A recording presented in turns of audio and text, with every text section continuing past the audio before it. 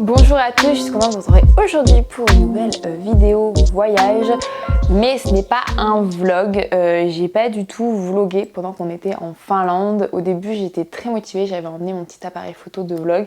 Et en fait j'ai voulu vraiment profiter de cette semaine un peu tranquille puisque nous avions prévu ce voyage depuis fin 2019 et il a été donc pas mal reporté.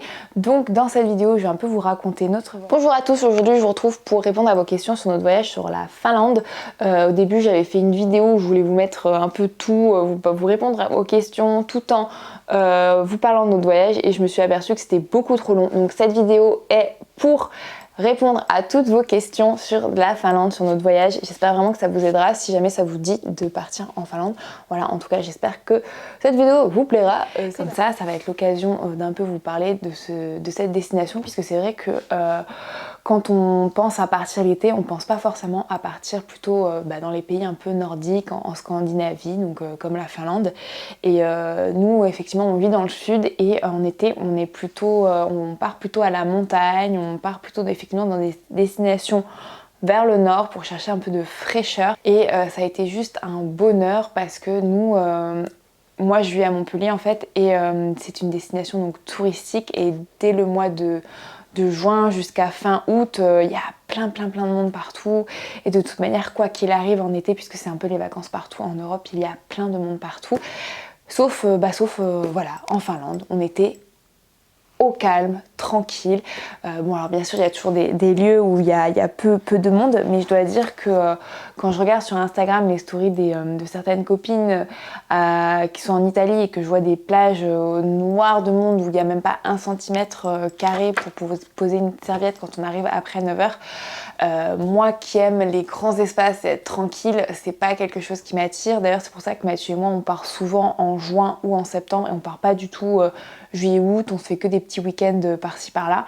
C'était l'occasion puisque Mathieu s'est inscrit au Ironman Kuopio, Taco Kuopio. Donc vous allez voir, il y a des noms de villes très compliqués à prononcer. Je m'excuse par avance si vous êtes finlandais et que vous passez par là. Voilà, on dit que le suédois est super compliqué, mais je crois que le finlandais c'est encore un autre level.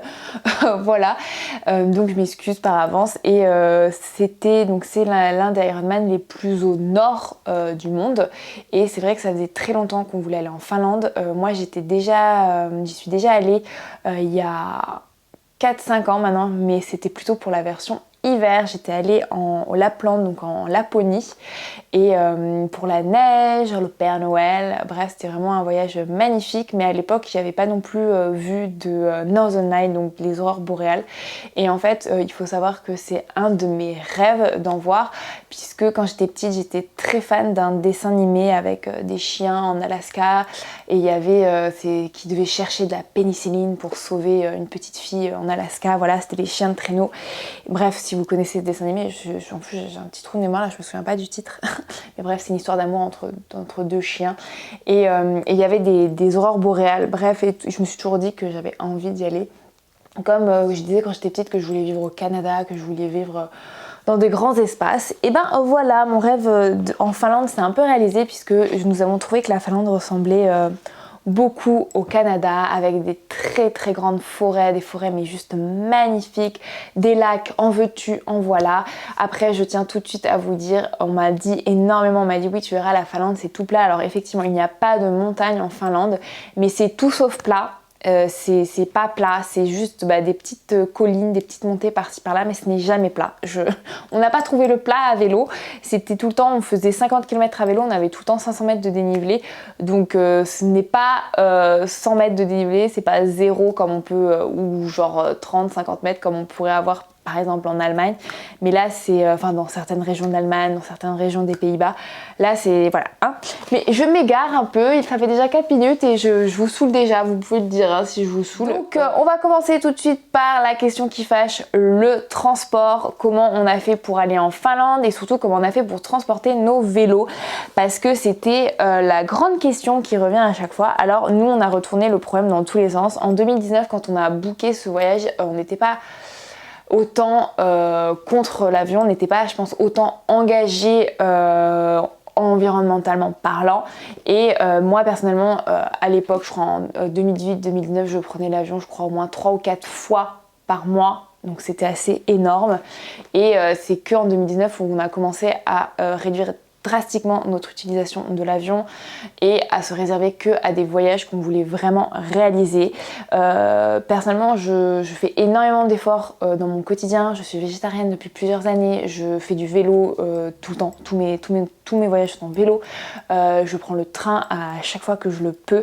Et c'est vrai que la dernière passion, la dernière chose que je ne peux pas, sur lesquelles je n'arrive pas encore à revenir, c'est vraiment prendre l'avion. Et donc on s'autorise 2 à 3 fois par an, je sais que c'est encore trop, de prendre l'avion pour une destination. Donc cette année on l'a déjà pris 2 fois et on essaie de compenser, mais c'est sûr que vaut mieux jamais émettre ça. Mais moi j'ai envie de vous dire que j'ai lu récemment un article Greenpeace qui expliquait que l'engagement individuel c'est que un quart de la part de réduction des émissions. Le reste c'est les 3 quarts, c'est l'État et les entreprises. Donc en fait moi je veux bien faire beaucoup de choses, mais quand je vois qu'il y a encore des entreprises qui font rien du tout, que l'État en a rien à foutre de certaines choses et ne fait pas d'effort, je crois que je peux me relâcher et desserrer les fesses juste pour ça, même si je sais que c'est un privilège blanc. Bon, voilà, c'est très difficile le débat sur l'avion, mais moi voilà, pour le moment, on s'autorise, mais dès qu'on peut l'éviter, on l'évite. Alors pour la Finlande, on a essayé de se casser la tête. Il faut savoir que la Finlande, donc si vous voyez la carte, c'est vraiment le pays qui est entre la Suède et la Russie. Donc c'est vraiment pas comme une presqu'île, mais c'est vraiment au nord. Et donc pour y aller, soit il faut aller jusqu'en Estonie même, ou en Allemagne, et ensuite prendre un ferry qui vous emmène en Finlande. Donc autant vous dire que c'est au moins 2 jours de voyage, 2 jours de voyage en voiture si vous habitez dans le sud de la France comme nous. Sinon vous pouvez effectivement prendre le train jusqu'à Copenhague, louer une voiture jusqu'en Suède et ensuite rouler jusqu'en Finlande. Donc en fait ça j'ai envie de vous dire aussi, le privilège de prendre l'avion c'est d'avoir forcément la réduction du temps passé, parce que là faire 2 jours et demi voire 3 jours de voyage pour aller en Finlande, il faut aussi avoir le privilège de pouvoir consacrer ce temps-là à son voyage. Ce n'est pas encore notre cas pour Mathieu, hein, il faut quand même que l'on travaille, que l'on gagne notre vie, et donc c'était pas possible. Donc la seule chose qu'on peut faire, c'est puisque actuellement avec le Covid qu'il y a, si vous voulez passer cette partie-là sur l'avion, passez-la.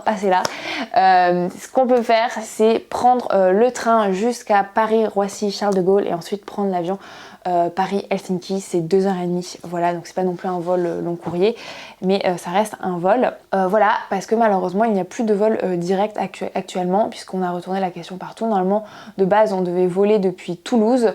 Vous avez des vols avant, il y avait des vols depuis Toulouse et depuis Marseille et depuis Nice, et maintenant ce n'est plus le cas, et donc vous êtes obligé de passer par Paris. Finnair, on a été hyper satisfait. Il faut savoir que la Finlande est un pays assez riche, avec un niveau de vie très élevé, et ça c'est partout pareil, hein, que ça soit la Suède, la Norvège. Ce n'est pas des voyages que j'aurais pu faire étant étudiante, ou si je l'avais fait, ça aurait été vraiment, je pense, en van, camping, et vraiment que des courses en magasin, puisque quand vous faites vos courses en magasin, c'est vrai que c'est beaucoup moins cher que d'aller au restaurant, et nous on a fait aussi nos courses en magasin, puisqu'on était aussi dans des petits chalets où on pouvait faire à manger, et ça réduit forcément la facture, puisque la Finlande ça reste un pays, il faut se préparer, avoir un bon budget. Après c'est vrai que pour le billet d'avion ça varie énormément. Vous pouvez vraiment, si vous prenez vraiment en amont, vous pouvez trouver des vols à 100 €. Quant au transport à vélo, on nous l'a beaucoup demandé, c'est pareil, il faut payer un surplus, mais qui n'est pas si cher que ça par rapport à ce que vous allez faire sur place. Si comme nous, forcément Mathieu il a un Ironman, il fallait qu'il emmène son vélo, mais moi j'avais pris mon vélo aussi pour explorer, faire un peu plein de choses. Il faut savoir que la Finlande est un pays extrêmement bike friendly. Il y a des pistes cyclables quasiment partout. Et quand il n'y a pas de pistes cyclables, il faut savoir que les routes sont la vitesse est très très basse. Normalement, les départementales, si je dis pas de bêtises, sont limitées à 60. Au maximum, c'est à 80 km/h. Et après, de manière, les vélos sont pas autorisés sur les autres voies. Et vous avez normalement des pistes cyclables qui longent les autoroutes ou les voies extrêmement passantes. Donc voilà, mais il y a une autre chose à savoir sur le vélo, donc vous devez payer un supplément puisque c'est un bagage hors format que vous devez payer. Et ça c'est pareil, ça dépend de chaque compagnie. Nous on a payé 40 € par vélo par vol, donc ça fait 80 € pour deux, ça fait donc 160 € aller-retour pour emmener ces vélos. Moi je trouve que ça le vaut vraiment de le faire parce que c'est juste génial. Voilà, après si vous vous démerdez bien, vous pouvez peut-être ne pas prendre de bagages en plus, enfin je sais pas. En tout cas le bagage hors format, nous on a vu plusieurs personnes qui ne prenaient pas de bagages en soute, qui avaient vraiment leur vélo plus le bagage intégré au vélo, et donc finalement ils faisaient un peu d'économie sur le reste. Voilà, en termes de transport de vélo, bon ça reste dans des housses vraiment faites pour ça. Je vous remettrai le lien de mon article quand on était parti au Maroc en 2019 avec nos vélos. C'était magnifique.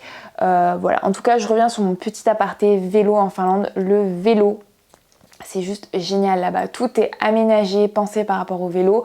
Par contre, si vous faites du gravel ou si vous faites du VTT, je pense que la Finlande est plus fait pour ces types de vélos que des vélos de route. Tout simplement parce qu'il y a beaucoup de routes secondaires, donc l'équivalent de nos départementales chez nous, qui sont en gravillon. Tout simplement parce qu'il faut savoir que la Finlande, c'est quand même un pays nordique et que 6 mois dans l'année, ils ont de la neige. Donc c'est vrai qu'il n'y a pas un énorme intérêt à goudronner partout, sachant que c'est 6 mois dans l'année sous la neige.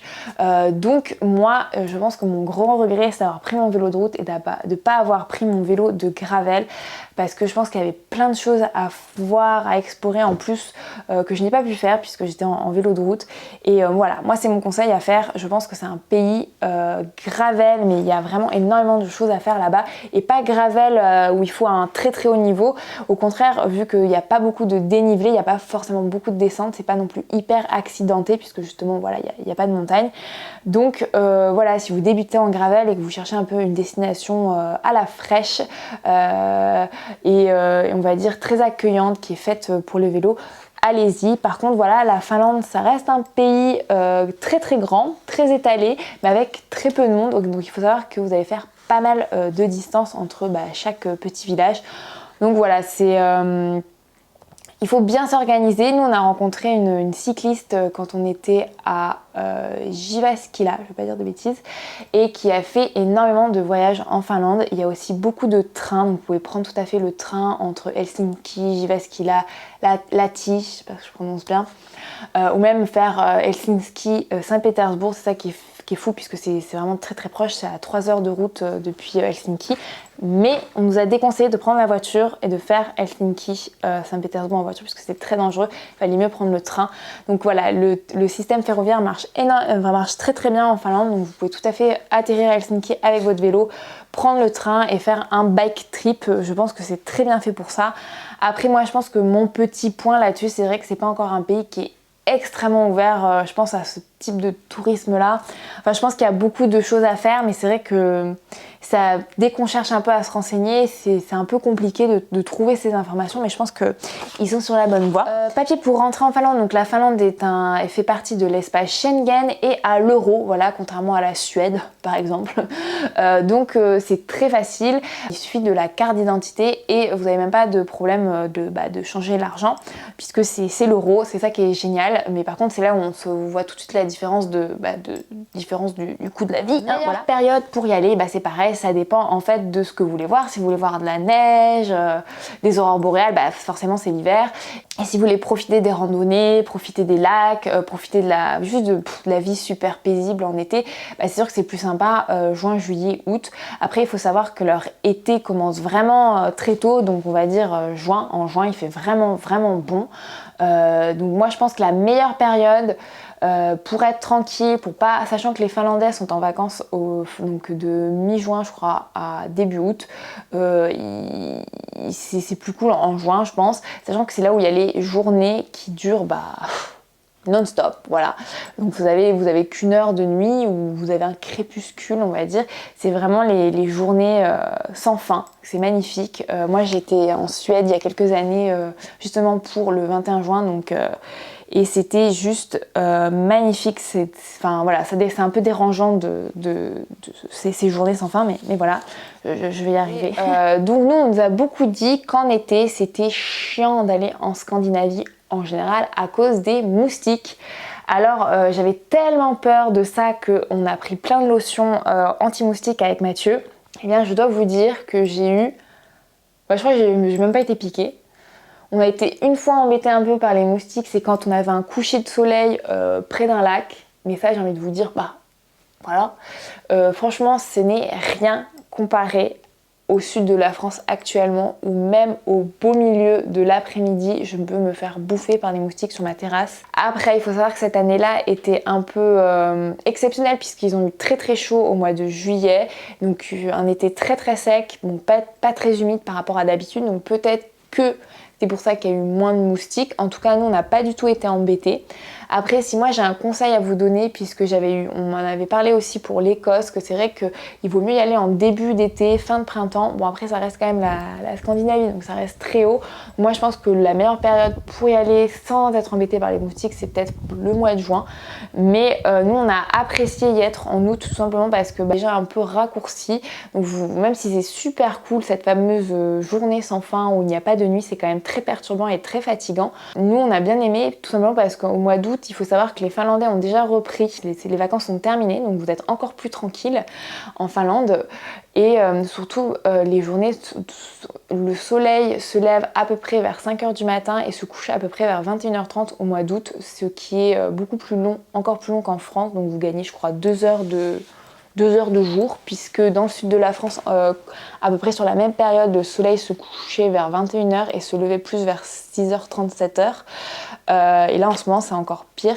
Par contre il faut savoir que les journées raccourcissent très très vite, hein, c'est proportionnel, mais nous quand on est parti c'était quand même encore 21h et quelques, 21h30 et surtout le lever très très tôt. Je crois que je l'ai vu qu'une fois le lever tellement c'était tôt. Ensuite, j'aimerais juste vous avertir sur l'intensité du soleil. C'est la première fois que j'ai été aussi éblouie par le soleil le matin jusqu'à 10-11 heures. On l'avait en pleine face et c'était comme à la montagne quand il y a de la neige. Pour vous revenir sur la période, nous, quand on est parti, donc c'était début août autour du 15 août. Il faut savoir que c'est vraiment la fin de l'été par contre pour eux. C'est là où il commence à avoir des averses, que le temps commence à être un peu plus instable. Donc si c'était moi, je vous conseillerais vraiment début août, mais pas après le 15 août. Globalement, on a eu quand même un super temps pendant la première partie des vacances. Je crois jusqu'à les 5-6 premiers jours, c'était top. On avait entre 18 et 25 degrés. Dès que le soleil est là, il fait chaud, mais pas une chaleur étouffante comme dans le sud de la France, c'est plutôt une chaleur vraiment très agréable. Par contre, voilà, c'est une météo hyper instable, donc il n'y a pas de montagne, donc il n'y a aucun nuage qui sont retenus, donc le temps change très très vite. Il faut regarder la météo heure par heure parce que ça peut encore beaucoup changer. Moi j'avais retenu ça de regarder la météo toutes les heures, mais sauf que en Angleterre, quand je vivais en Angleterre, mais je crois que la Finlande c'est encore un autre niveau en termes de changement de météo parce que c'est complètement fou. D'ailleurs sur l'Ironman de Mathieu, il a fait super beau, mais un temps magnifique. Jamais on aurait pu penser qu'il allait pleuvoir autant l'après-midi. Et vers 14h ça s'est gâté et on a eu un temps mais complètement lunatique. Il faisait d'un coup super grand soleil et 30 minutes après il y avait un énorme nuage noir et la douche. Et hop, de nouveau du beau temps et la douche. Et le problème c'est que dès qu'il pleut, par contre les températures descendent et il fait 15 degrés. Voilà. Après j'ai envie de vous dire, c'est un peu le temps qu'on a eu quand on était en Ariège au mois de juillet, hein. On était là-bas pendant au 14 juillet. Mardi il faisait un temps, il faisait 15 degrés, je m'en souviens, j'avais super froid à vélo. Et le mercredi d'un coup le soleil est sorti, on avait 28 degrés. Donc je pense que voilà, il faut juste se préparer à avoir une météo très incertaine si vous venez en août. Après je pense que juin, juillet vous aurez plus un beau temps garanti.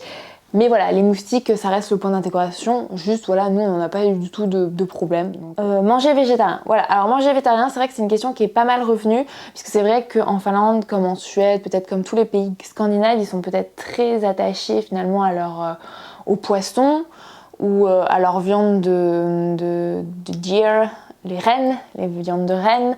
Alors moi j'étais déjà allée en Suède, j'étais déjà allée en Finlande, je n'ai eu aucun souci pour mon végétarisme et ma petite intolérance au lactose. Je généralise, hein, je parle de la Finlande, mais je généralise aussi à tous les pays scandinaves. Il y a vraiment un attachement à la nourriture, mais aussi ils font très très attention et ils respectent chaque régime végétarien et surtout les allergies des gens. Ils font très très attention à ça. Il y a pas une tolérance, mais c'est un respect poussé à l'extrême. Dans tous les restos, vous avez des grandes parties avec écrit végétarien. Et c'est super bon. Par contre, ils aiment certaines petites choses un peu épicées, comme les Anglais. Moi, j'aime pas du tout manger épicé, je préfère préciser. Mais j'ai super bien mangé là-bas et surtout, on a pas mal mangé local. On voit qu'ils essaient au maximum de cuisiner des légumes localement. Alors c'est vrai que ça reste un pays qui, forcément 6 mois dans l'année, ils ont de la neige, donc ça reste compliqué pour eux de cultiver localement, mais dès qu'ils peuvent, ils nous proposent forcément des fruits et des légumes locaux et ils en sont très très fiers puisqu'à chaque fois ils le précisent.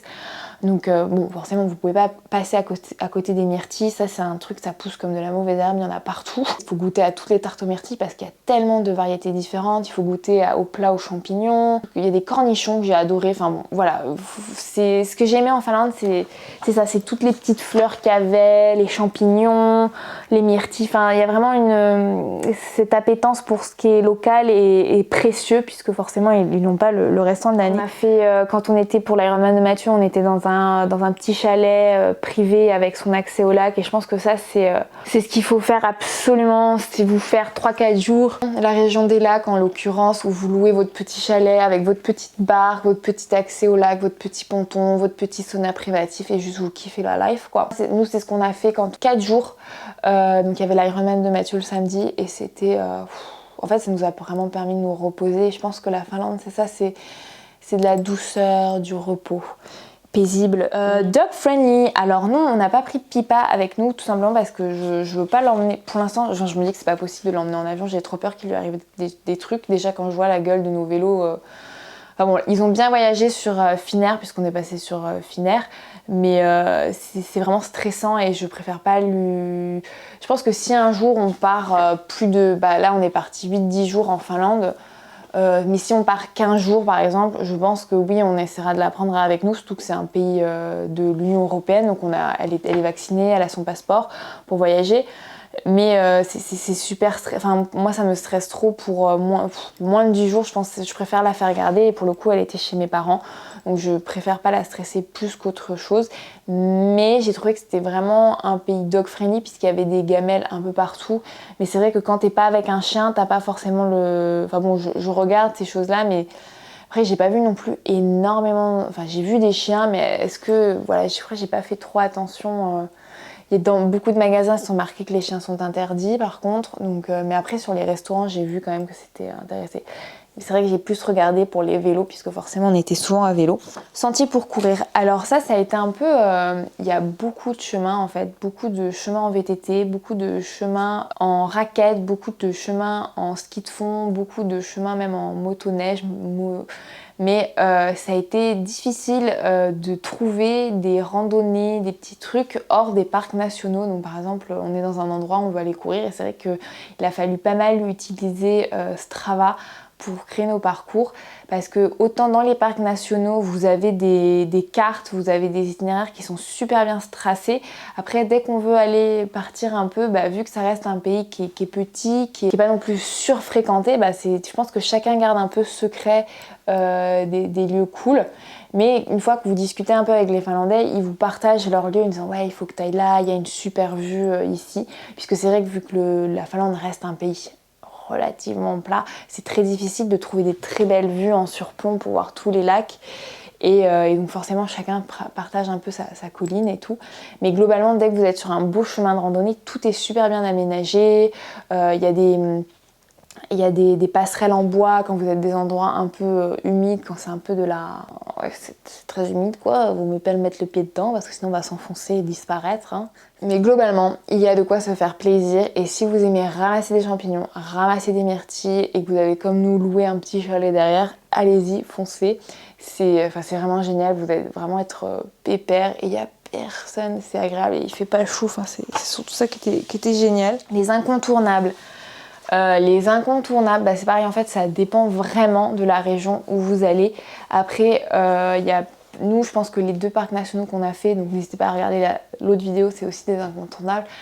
Après, il y a des routes, des scenic routes à faire absolument qui longent le plus grand lac, l'un des plus grands lacs de Finlande. Après, Helsinki, c'est magnifique. Nous, on nous a beaucoup parlé aussi du sud ouest, qui est aussi très très joli, qui est plus donc du côté de la Suède. Forcément, c'est un peu différent quand vous allez plus vers la Laponie.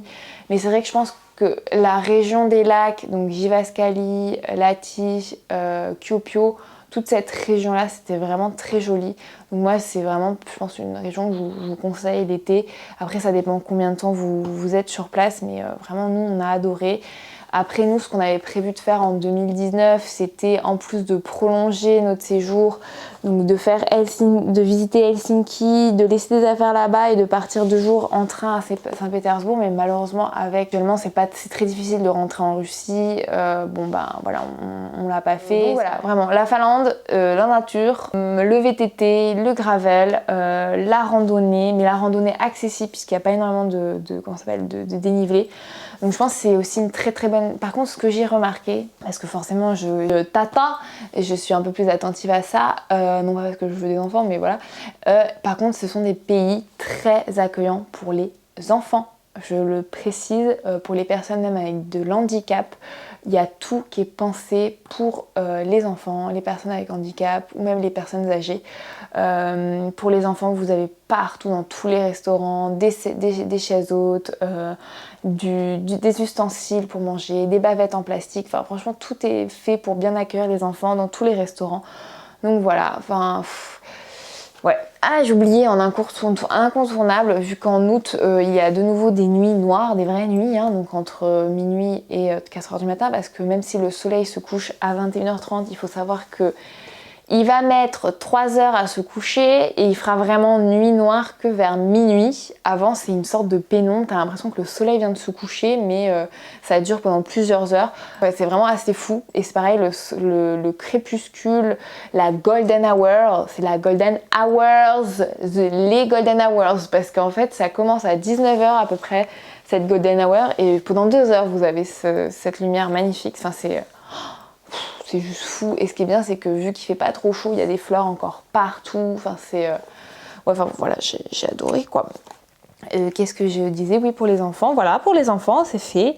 Donc voilà, je pense que j'ai répondu à toutes les petites questions que je m'étais notées là.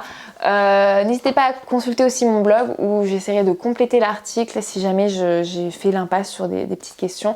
J'espère que cette FAQ vous a plu, comme d'hab super longue, je m'excuse, hein. Voilà.